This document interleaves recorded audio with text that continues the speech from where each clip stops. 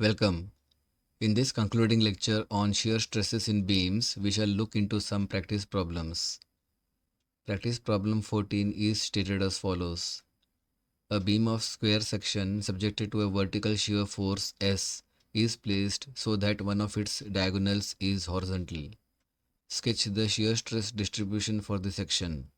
Also, calculate the ratio of the maximum to the mean shear stress.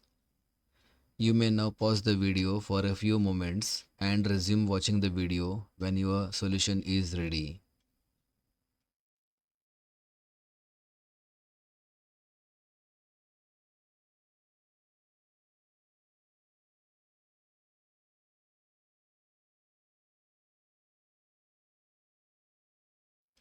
Welcome back. The solution to practice problem 14 is provided here for reference. The beam cross section is drawn first, assuming the edge of the square to be A units. Hence, the width of the beam is calculated as A times root of 2 units from the Pythagoras theorem. The area moment of inertia about the neutral axis is calculated next and is found to be A to the power of 4 over 12 with the width units to the power of 4. Now, an arbitrary layer is shown in the cross section at a distance of x from the top. The width of the arbitrary layer is calculated to be twice the value of x. The shear stress formula is simplified for the arbitrary layer and expressed as a function of the variable x.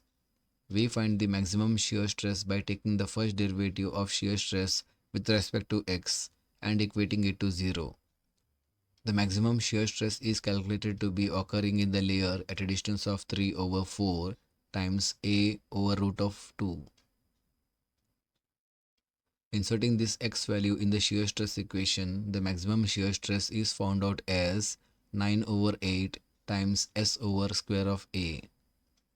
Because the average or mean shear stress is given by S over the square of A, hence the ratio of maximum shear stress to the average or mean shear stress is found to be 9 over 8. We also find the shear stress at the neutral axis as S over the square of A. The values are finally plotted in the shear stress distribution diagram.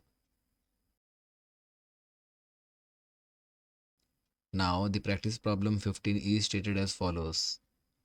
A simply supported beam of span 4 meters carries a central point load of 400 kilonewtons. The beam cross section is shown in the figure. Draw the shear stress distribution diagram and find the value of the maximum shear stress.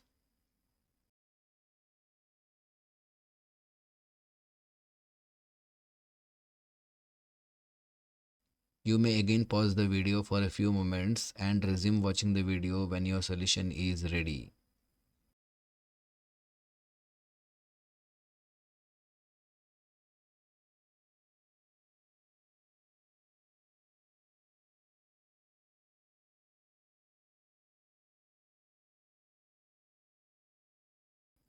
Welcome back. The solution to practice problem 15 is provided here for reference. The maximum shear force for the simply supported beam loaded by a central point load is found to be equal to 200 kilonewtons. The area moment of inertia is found next and is found equal to 6.1867 times 10 to the power of 6 in millimeter to the power of 4 units.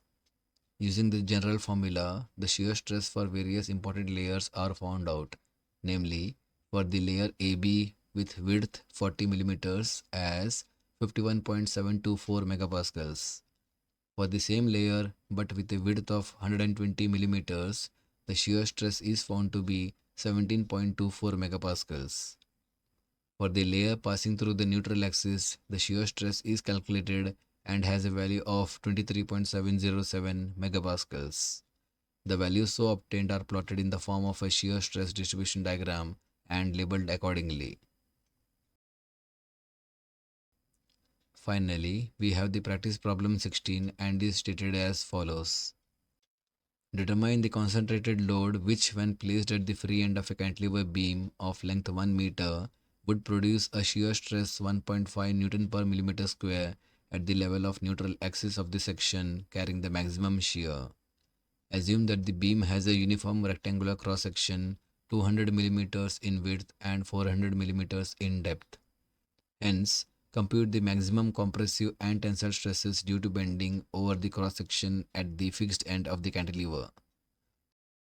You may again pause the video for a few moments and resume watching the video when your solution is ready.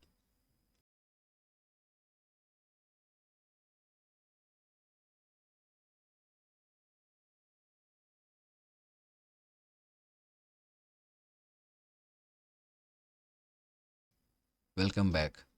The solution to practice problem 16 is provided here for reference. The given data and the data to be found out are first written for convenience. The beam loading and the cross section is drawn next with the dimensions shown. The maximum shear force for the cantilever beam loaded by a point load at the free end is found to be equal to the value of the point load itself. The area moment of inertia is calculated next and has a value of 1.067 times 10 to the power of 9 in millimeter to the power of 4 units.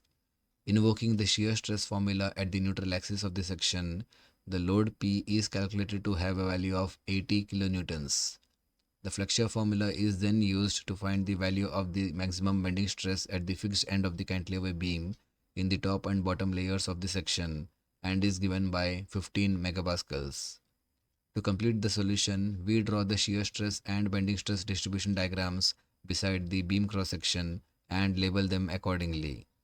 The bottom layer of the cantilever beam experiences a compressive stress and the top layer experiences a tensile stress. We hereby complete the chapter on shear stresses in beams. In the next lecture, we shall begin with the final chapter on the analysis of beams, namely slope and deflection in beams.